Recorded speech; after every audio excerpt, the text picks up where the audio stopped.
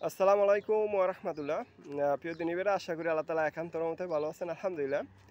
আমাদের দেশে আগে একটা কথার প্রবাদ ছিল এরকম যে, আমাদের দাদা-দাদিরা বলতো বা বাবা-মা একটা উক্তি দিয়ে বলতো যে, গাছের আগা দেখলে যাহা দিতে মন চায়। আর যে গাছের আগা নাই তারে যা দিব কি? ঠিক আছে? তো বর্তমানে দেখি উল্টো এটা। যে এখন যদি কোনো গাছের আগা দেখা যায় তাহলে এটা কেউ চেষ্টা করে এটা ভেঙে দেওয়ার জন্য। ঠিক আছে? তো এখন আমাদের আগে শুনতাম যে আগা দেখলে যাহা দিবে, কিন্তু এখন দেখা যাইতেছে আগা দেখলে ভাঙার জন্য উইঠা পইড়া কিছু লোক লেগে যায় সমাজে। এই হলো আমাদের সমাজের সমস্যা।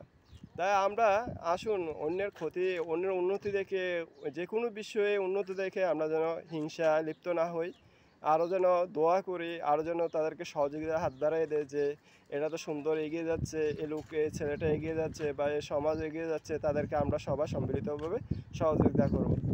ঠিক আছে? আগে দেখা যাচ্ছে একটা যদি আপনি লাউ গাছ লাগাইতেন, তাই এটার জন্য এটাকে উপরে উঠানোর জন্য একটা গাছে বাঁশ গাছ কিনে আগাটা কিনে রেখে দিত, যেটা ঝাড়া দেওয়ার জন্য।